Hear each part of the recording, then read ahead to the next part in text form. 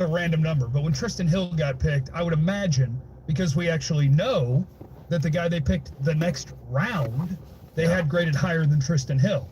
So how do we avoid that situation? Well, and I don't think that's a Rod Marinelli thing. You know, to hear Broadus say it over the years, it's that Jerry's a great listener. You just have to be the last guy that he listens to because he can change his mind. He need to go too. Right? So I spent Christmas with this kid, Jerry. Y'all talking about Marinelli for us. I mean, and that goes to, I think, what is maybe the biggest. On that note, I've had enough. All I had to hear was Marinelli, and I just turned it off. Here we go, guys. Monday. One down there. 3 to go. Short week, guys. Short week. You know what, man? To be honest, I got the crew in here already. What's up, guys? What's up, everybody? I was gonna wait till I got home to make this live stream, but I just couldn't wait. I couldn't wait because I wanted to give everybody a chance to vent too. Since this is y'all's channel, this is the people's channel. I wanted to read the comments and give everybody a chance to vent just like I am. My Cowboys family in the house. What's up, guys? What you got?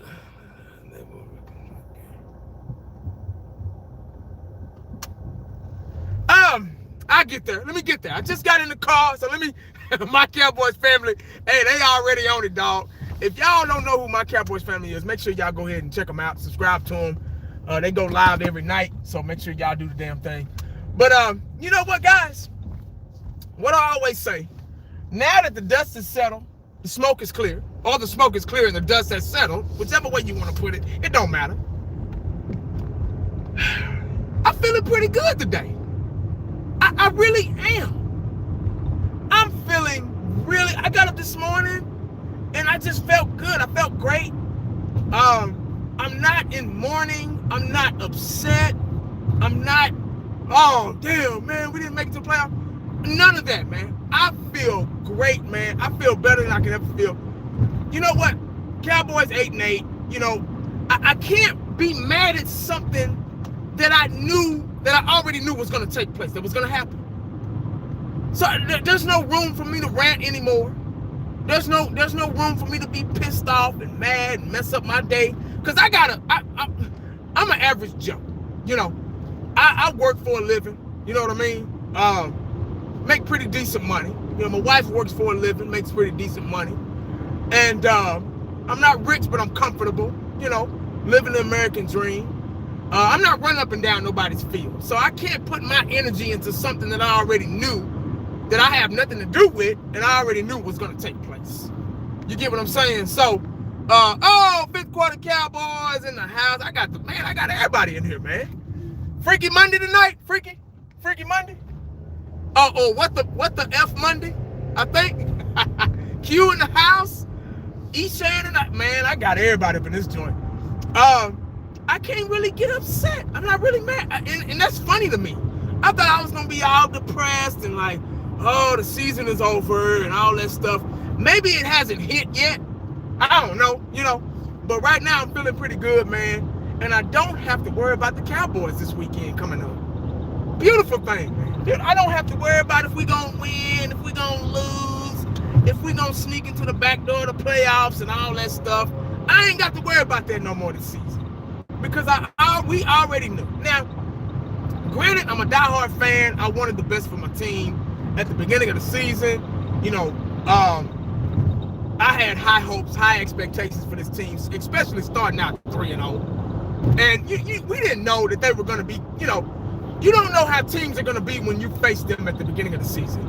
That's still kind of like preseason mode, especially with the Cowboys, because, you know, players don't practice anymore or play preseason games anymore anyway.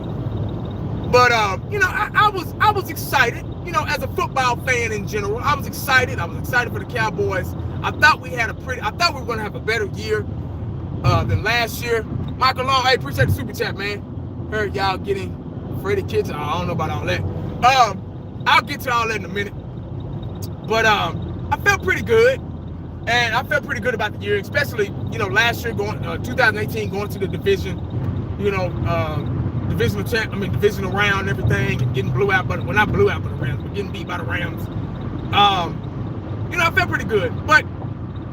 And then coming into this year, you know, with the Zeke thing and Zeke holding out and all that stuff and D-Law and, you know, everybody sissifying, all that crap. Y'all know. What really, honestly, I'm going to say this right now. What really gave me a bad vibe on this season right here was the Jets game. It was the Jets game. The Jets game let me further know how this team was going to be. When we lost to the 0-4 Jets and they got their first win against us, I knew, I said it. As a matter of fact, I probably said it back then on my live stream. I said, we're in trouble. Yeah, when we lost to the Jets, I knew something wasn't right. I said, nah, man, you just can't lose to the 0-4 Jets like that. If we were just that team, because first we lost to Green Bay. And I said, okay, you know, I get it. You know, Aaron Rodgers, you know, I get it. They're a good team. Aaron Rodgers is arguably the best quarterback in football right now as we speak, right now in today's game. So I understand that loss. Then we lost to the Saints. I was like, the Saints beat us with field goals. We couldn't get downfield. You know, what the hell, you know? Then we lost to the Jets. I was like, the Jets, I just knew we were going to win that game and get our you know, composure back, you know, get our confidence back. Paulo, what's up, man? All the way from Brazil. What's up? Appreciate you joining me, man. Then we lost to the Jets, and I was like, oh, okay, yeah, we're in trouble. So that right there, that game right there was pretty much, now that I look back, it was pretty much the deciding factor of the Dallas Cowboys season, if you think about it, man. Because we weren't the same after that loss. After those 3 losses, we wasn't the same. Because we beat those easy teams, you know, the Giants, the Redskins, the Dolphins. We ran right through them like it was nothing. Amador, what's up, man? And then after that, it was just downhill, you know. And then we could only beat teams under 500. So, you know, I'm probably the only Cowboy fan that admit that our team sucks this year. One of them. A lot of people don't like to hear that. You know, you got the Cowboy fans out there that they don't want to hear nothing bad or nothing wrong. They don't want anybody critiquing their team. You know what? It's not that I'm talking bad about them. I'm just talking about what I see, what I've seen this season. And it's been a bad year for us, man. A really bad year. This is probably arguably one of the worst years we've had. One of we've had some bad years, but one of the worst years we've had. And I think it was how we were losing games and how we would turn it on and turn it off real quick. You know, we would score 40-something points in one game and then turn around and score 9. You know, like what the fuck, you know? So my Cowboys family hit it right on the nose. One of the most disappointing seasons because everybody had so much high expectations. Now everybody get mad at Cowboy fans, you know, on YouTube. We weren't the ones. Let me go ahead and lay this down on the line right quick on the table. We're not the ones that say, oh, Dallas Cowboys are going to a Super Bowl this year. We don't say that. That's the media. People want to call us delusional and say, oh, we're going to a Super Bowl after a win and all that stuff. That's the media that says that shit. We don't say that. So let me go ahead and straighten that out real quick. You know, let me go ahead and lay that out on the table. Because I've never said, oh, we're going to a Super Bowl this year. I felt that we had the pieces to go further, but I never said, oh shit, you know, we're going to go win a Super Bowl this year. I don't think neither one of us said that, you know. That's the media that goes that far and says that shit because they need the Dallas Cowboys for revenue. They need the Dallas Cowboys to be the #1 topic for ratings. The brand is what's the best in sports, period. And it's them. So don't get mad at us, coming at us, talking about, oh, y'all are delusional and all this stuff. We want to win just like any other fan base. You know, we're not out here just making up shit and talking about. What I talk about, man, is what the hell. The Eagles, congratulations to them. I'm going to say that again. They did the damn thing. And the worst part about it, they did the damn thing with second and third string guys. Just like they did when they won the Super Bowl with a backup quarterback. So that lets you know right there that it's coaching. Coaching goes so far, man.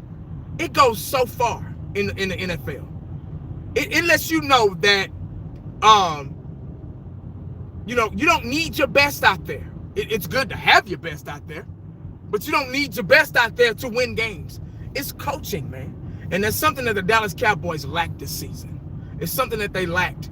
And, you know, you're hearing all these rumors about, oh, the Dallas Cowboys cleaned house and they fired everybody. No. Let me go ahead and set that straight right now. What Jason Garrett meant, let me go ahead and get into that. What Jason Garrett said is like, here, guys, our contracts, as well as mine, has run out, or is about to run out. The best thing for you to do is start looking for another job. Now, I'm just paraphrasing what Jason Garrett really meant. So it didn't mean, oh, Jason Garrett, everybody's gone. Somebody just made a video and said, oh, Dallas Cowboys just cleaned house. Not yet. Not that I know of. I doubt they're gonna do that. But I know Jason Garrett's contract is up by Wednesday, and I think he knows he doesn't want. Jason Garrett doesn't want to come back anyway. But you know, he's not fired. It's just his contract is up, and his services are no longer required for the Dallas Cowboys. That's just bottom line. I think Ann Slater went and confirmed that, because I kept hearing different shit, and I'm like, well, let me go see what's going on. And 1980, to me, this organization just needs a complete makeover. Yeah, we all agree on that. Is it gonna happen? We don't know. You know, now it's about to get real tough for Cowboy Nation or Cowboy fans out there. This is the part that is really ugly, it's sensitive, and it's about to get real tough now, because it's off season now for us. It's I think season. What I say last off season, it's I think season is already back for the Cowboys. Even though the season is still going, it's I think season. Everybody think they know every damn thing. Everybody think they know what the Cowboys need. Everybody think they know what Cowboys gonna draft. So get ready for I think season, guys. I think is going to go in front of everybody's sentence from now on, from now until training camp. You're going to hear I think in front of everybody's comment or everybody's video or sentence. So get ready for that. But now that I done got that out there, I agree with what he's saying. I agree that this team needs a makeover. If I can't read y'all's comments, I'm sorry, because I'm driving. If I can't read all the comments. Hey, Robbie in the house. What's up, man?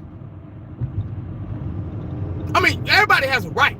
You know, you make any kind of video you want to. I'm not bad-mouthing the I think season. I'm just saying what exists. It's true. Hell, I'm gonna be coming out with videos talking about what I think the Dallas Cowboys should do. So shit, you know, I'm just telling you what to look forward to as a Cowboy fan from us bloggers in Cowboy Nation. But yeah, I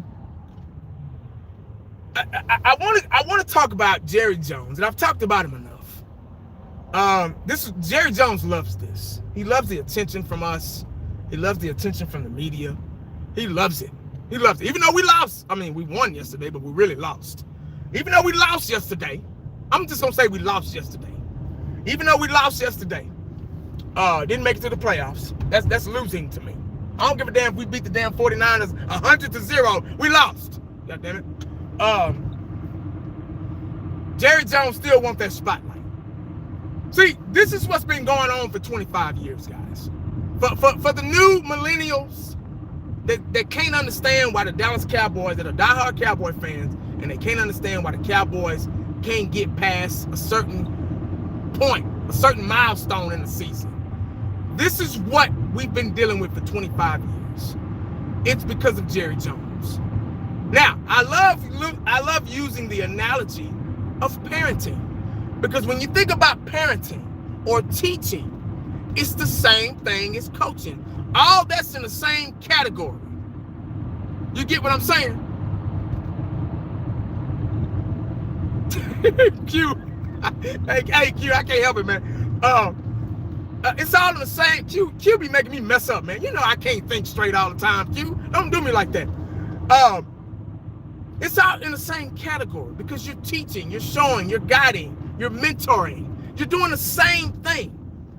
And no matter how good the players are, Everybody keep talking about and flapping their gums about how much talent we got on this team. I've even flapped my gums about how much talent's on this team. You know, all the way from Dak Prescott to the water boy.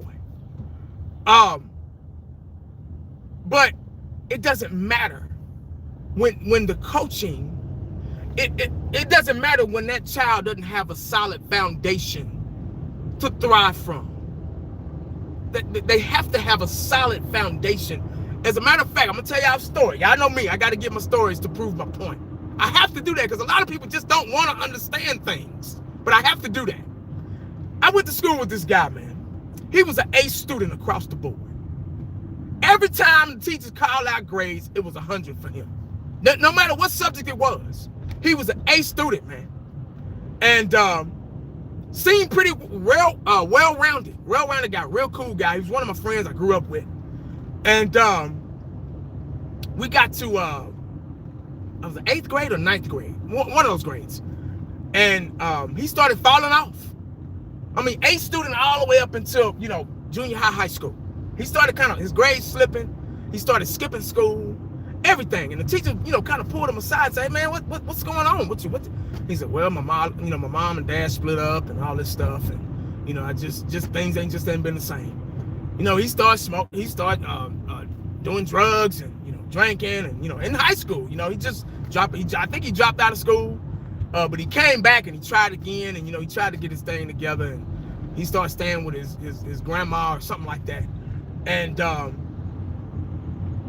kind of lost touch after he graduated. I kind of lost touch with him. And I ran into a buddy of mine maybe about 3 months ago. I caught back up with him on Facebook. And we met up. And I said, man, have you heard from so-and-so, man? How's he been doing? He said, oh, man, he went to jail a couple of years back, and then he passed away, man. He killed himself. And I was shocked. I was really shocked. And I was like, my mouth was open like, what the hell, you know? So, because he had all the potential in the world. He was a smart guy, brilliant guy, really smart, always A student all the way around the board. But all of that didn't matter because his foundation was broken. He didn't have a solid foundation. So when that was took off from under him, he didn't know what to do. All the potential went out the window. You get what I'm saying? So Jerry Jones hasn't given his team a solid foundation to work around. We've got the talent. We've drafted pretty good, you know, throughout the year. The past 5 years, we've been drafting pretty good, pretty okay. And for y'all just join me, what's up? But we haven't had this team hasn't had a solid foundation to work from. And that's why we've been struggling all these years. It's a foundational issue. And that starts from the top. A lot of people's like, well, you know, you got to blame the players too. And I agree. You do. Because as a parent, you get your kids ready to go out into the world and you give them all the support they need. And it's their job to execute once they get on their own. I agree with that. 100% I agree. But they got to have something to work from. You get what I'm saying? You gotta build from something. And these players, they don't have anything to build off of. For one, everybody's blaming Dak for offense and defense and special teams. Dak's the blame guy for this team. He's the blame guy. Everybody blames him for everything. Everything. I mean, if there's not enough water in the damn Gatorade jug, it's Dak Prescott's fault. If the jock straps ain't clean, it's Dak Prescott's fault. If the cleats ain't long enough to go into the damn grass or turf, artificial turf, it's Dak's fault. You get what I'm saying? So, but I really think that this team, the offensive line, really, and the defense as well. But I'm just gonna talk about the offensive line right now. The offensive line really is not as good as they're not as good as the media and we think they are. You know, the media say, oh, this is one of the best offensive line in football. You know, not anymore. These guys can't bulldoze people like they used to back in 2014 and 2016. They can't do that anymore. They're getting older. They've been, found out. Their technique is leaving. They just don't have the strength anymore to push anybody back. They can't even stay healthy, man. Tyron Smith can't play a full season. Travis Frederick, he'll never be 100% again, so he's not the same. He's done a pretty good job with his condition, with that syndrome, the GBS, but he's not the Travis Frederick before that. It never will be. Martin, I don't know. He don't look 100%. His knee might still be bothering him. The best lineman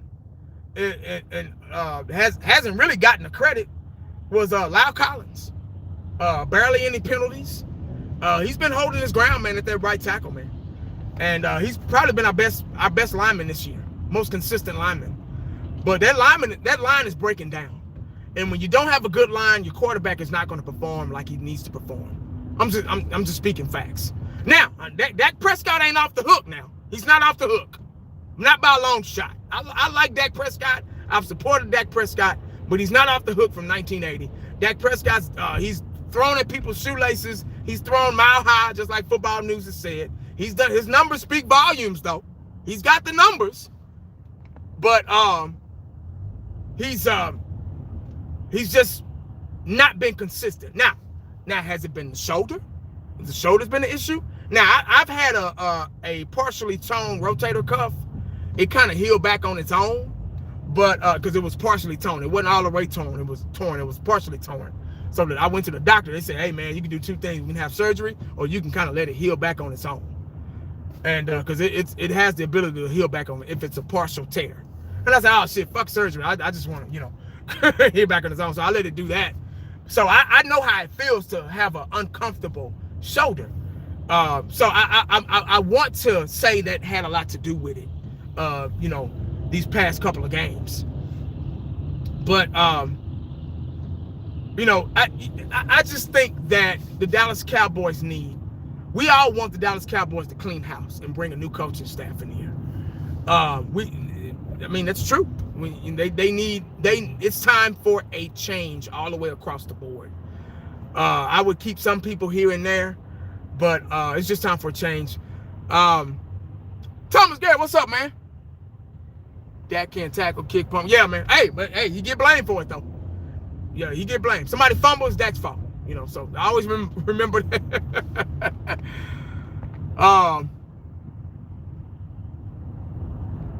Boys for life in the house, too. What's up, man? Let me see what you're talking about, bro. With how the season went, should we have paid Zeke and D-Law? Well, it's easy to look back.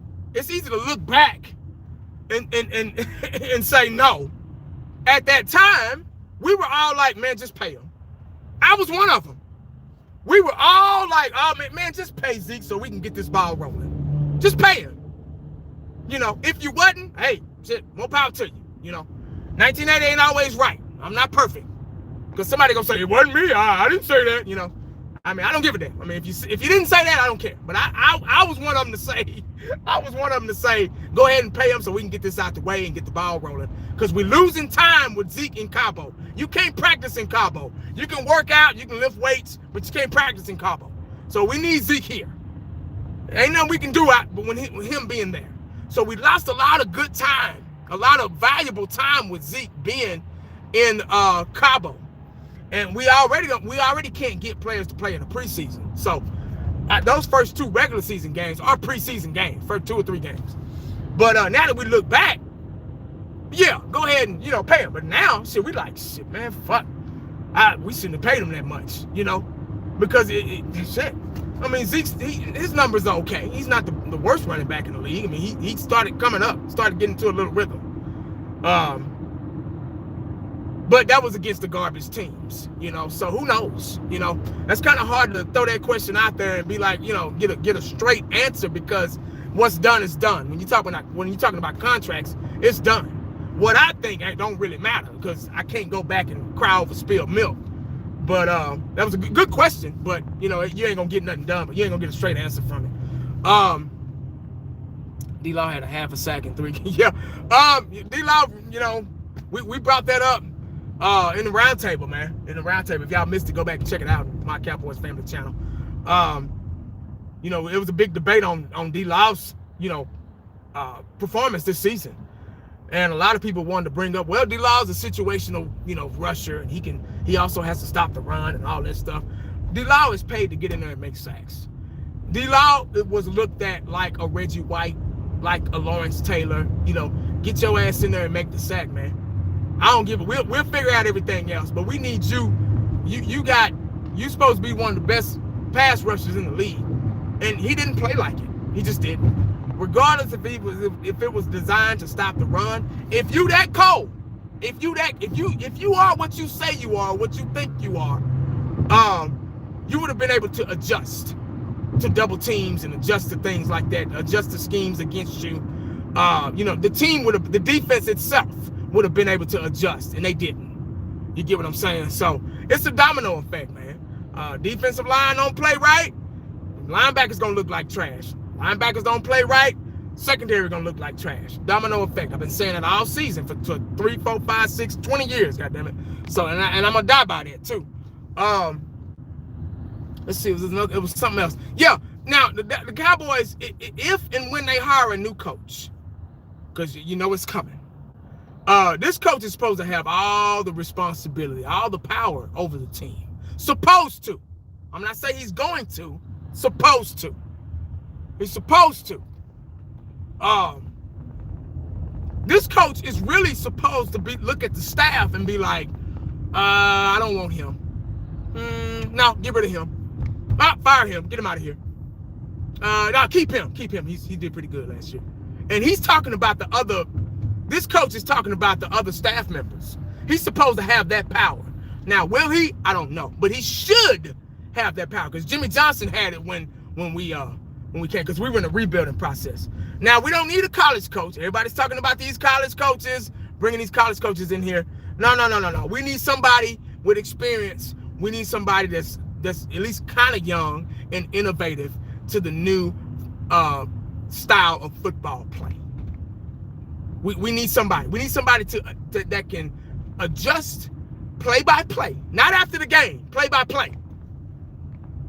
Not after the game, because all these senile, stubborn coaches we got now, they want to adjust after we lost in the film room. No. You got to adjust out there on the field. You got to adjust out there on the field. We need coaches like that.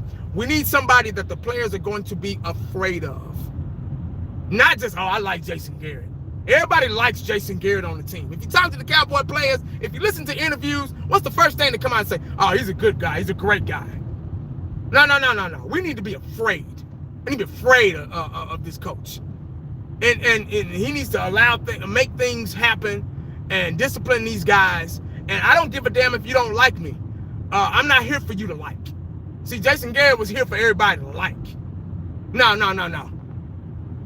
We're not here to like Garrett. We're here to be afraid. You need to be afraid of the coach.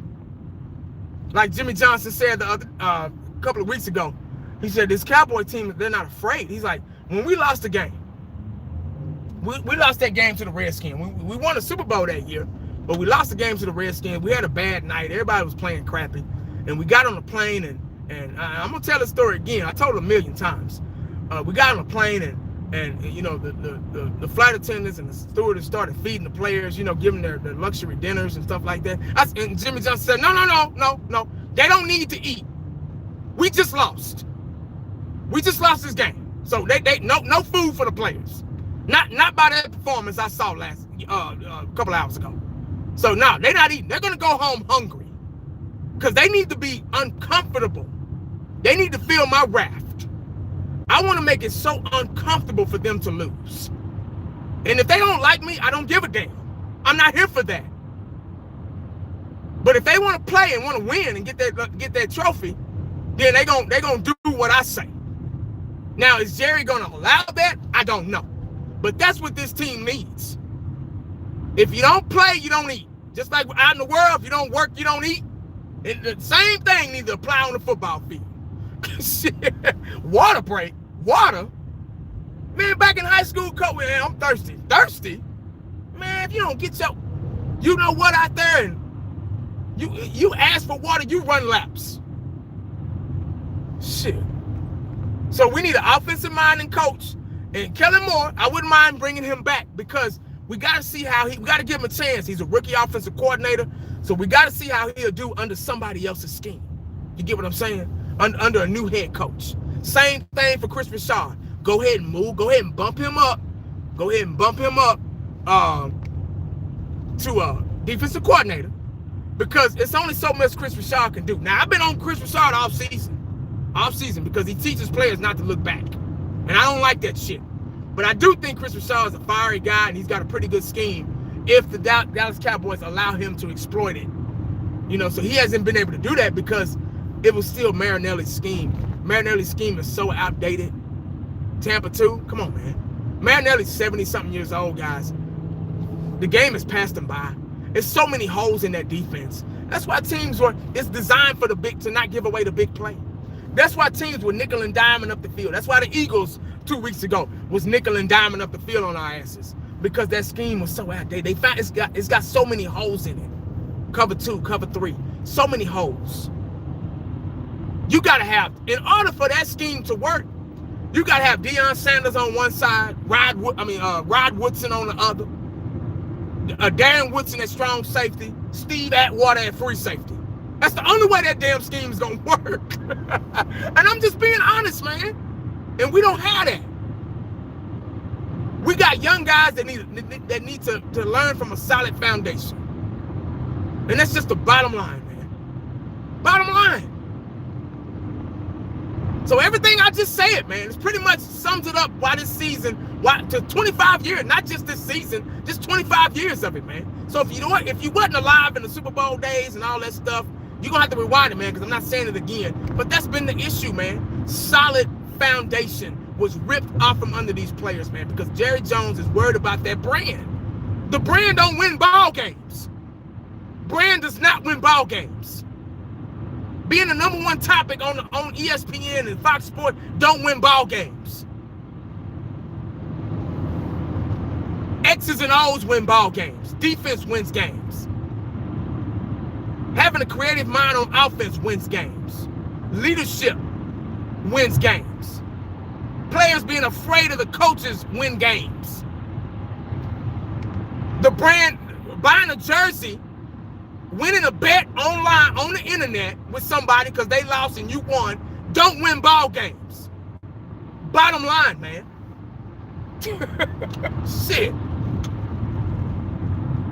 I'm just being honest, man. That's what I'm here for.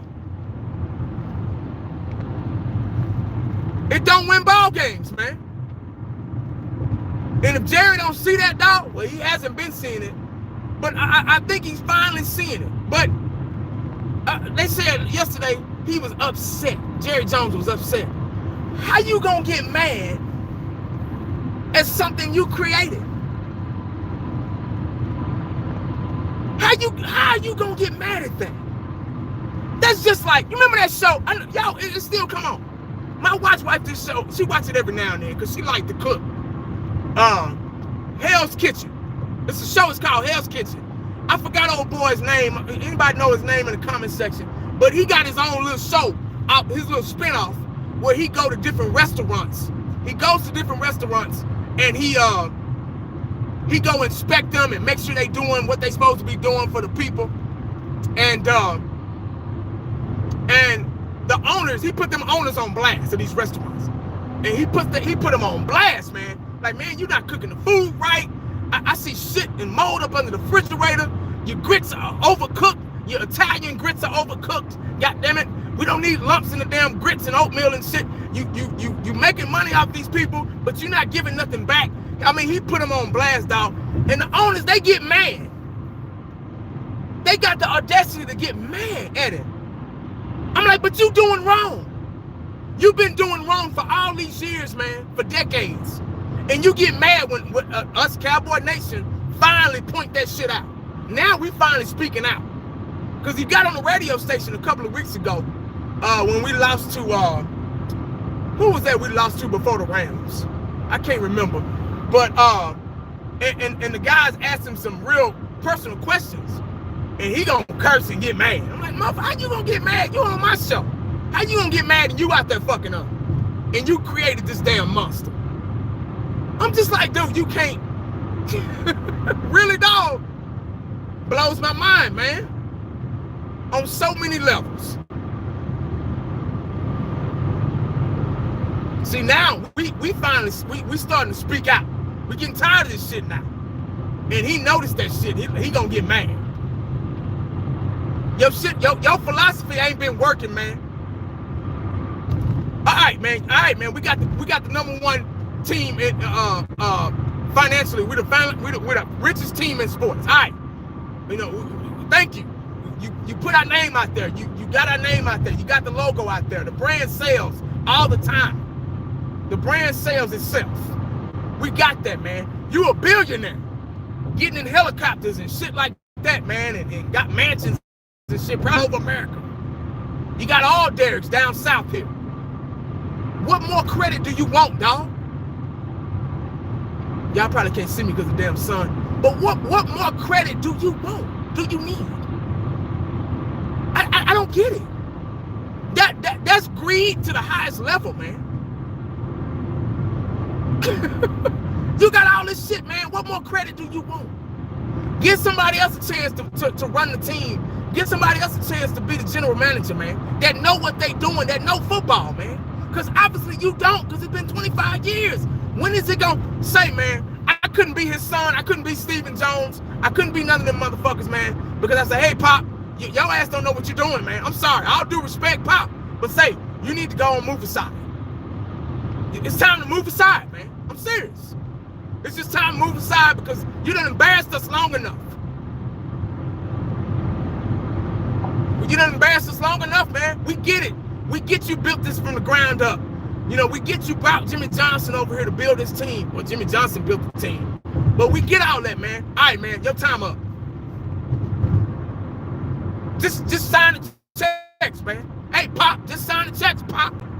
Come on, Pop. Me and my dad would have been safe. Man, look here, dog. It's time to move around, man. You let Garrett hang around all these years, man. 10 years, man. You let your homeboy hang around here 10 years for no reason. Well, you know, I like Garrett. Okay, shit, I like him too, but damn, they don't win ball games. They don't win championships, dog. What you doing, man? Look what you've done. Look what you've done, bro. You turn this into a laughing stock. Now you got people disrespecting. I got people disrespecting me just because I'm a Cowboy fan. Don't even know my first name. But they feel like they got a right to disrespect me because my team sucks right now. You get me, man? Like, really? Blows my mind, dog. He said if he has someone in position they did, that's bad. That person wouldn't have.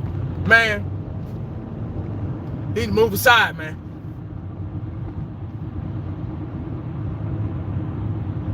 We need to move aside. Step aside, sir. Remember on Meet the Parents when he was at the airport and he was trying to go home? And that lady was like, step aside, sir. Somebody needed Jerry's ass like, hey, step aside, man. I'm just, that's a video in itself. That's a different live stream in itself. Just step aside, man.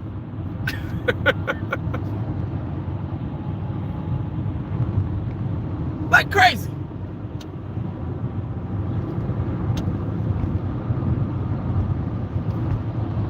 Bro, my issue with the players like D-Law and Jalen, just misguided, man. Like I say, it's what players are able to get away. If you let a child get away with something, they're gonna keep doing it. They're gonna keep doing it. They're gonna keep doing it as long as they're getting away with it. Just like Jerry Jones. He's been getting away with mediocrity for 25 years. He's been getting away with it just because he can. And now we're finally, the fans are pissed off. They're speaking out, you know. And that's why he's getting mad. But you can't get mad. You're not allowed to get mad, man. It's something you did. That just ain't how it work.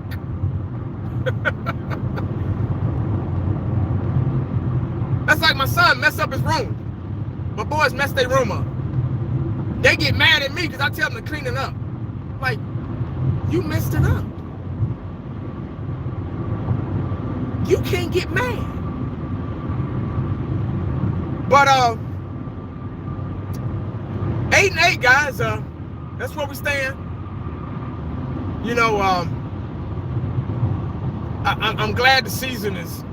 I hate to say I'm glad it's over, but it just put us out of our misery, man. Because I felt that if we would have made the playoffs, we would have. It wouldn't have mattered. Somebody would have. One of those teams would have put us out. That's just the bottom line. It's been 1980 for head coach. No, not for the Cowboys.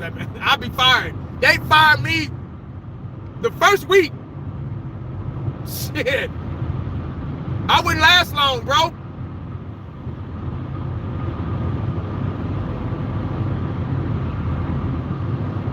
I wouldn't last long at all. They fired 1980 that first week. First day, goddamn. I get up in there talking mess. Gerald, no, 1980. No, I told you, you gotta go. Now you know we don't do that here. 1980, huh? I tell you, I don't mean to be facetious, but you know we don't do that here. We do not tell the truth here. I cannot have you coming in here and cleaning house like that. You can't fire my whole staff. These are my friends, 1980. I can't have you doing that. Jason Garrett, I've known him his whole life. You know, I got 10 players on, I got 10 employees on this staff that used to play for the Cowboys. I can't do it. I just can't fire them. I can't bring myself to fire them. 1980, you gotta go. I need you out of my office right now. So that's why I wouldn't make it. I just wouldn't make it, dog. I'm like, say, Jared, look here, man. Go ahead and move Chris Rashad up, defense coordinator, keep Kellen Moore. Everybody else gotta go. Gotta go. Yeah. And if that don't work, they gonna be gone before the preseason is over with. Shit. Everybody else gotta roll. Marinelli gotta go. 70-something years old, man. Go enjoy retirement. Go to Miami. Go enjoy the rest of your life, man. Let somebody else come in here and be innovative. Give somebody else a chance. Jesus Christ. Woo! Blows my mind on so many levels.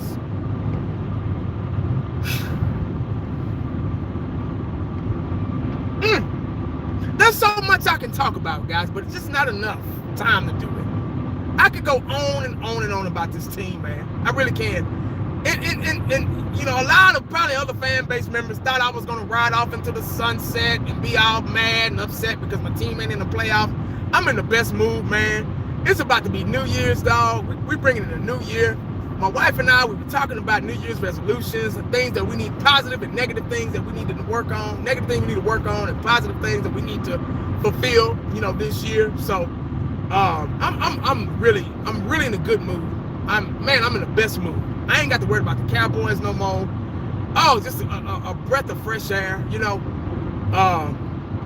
Now everybody else with their team still in it, they gotta be biting their nails and shit. But be careful what you say to people. That's one thing I will say before I go. Be careful, be mindful of what you say to people, because karma is something. It is. And I'm not putting no teams out there. I'm not putting no names out there. I'm not putting nobody on blast. But be careful what you wish for. Be careful who you laugh at. Be careful who you put down. Because you never know what the day is going to bring you. I promise you that. Don't think your shit don't stink, because it does. You never know what the day is going to bring you, man. So always be mindful about what you're talking about, man. Who you talking about on the internet. who you condemning to hell and all that stuff, who you getting into arguments with on the internet, man. Because you never know who you laughing at because they team didn't make it and yours did. Never know what the day is going to bring you, dog. So just, I'm telling you, only 2 teams can make it to the Super Bowl. 2. That's it. Not 3, not 4. It's not a damn Royal Rumble or Battle Royal where they counting down 10, 9, 8, 7, 6. Oh, here's another team. No. 2 teams, dog, and only 1. There can be only 1 winner. Remember that. God has blessed me to see 3 Super Bowls, and I thank him for that. Anyway, guys, make sure you stay cowboyed up and prayed up because you never know what the day is going to bring you.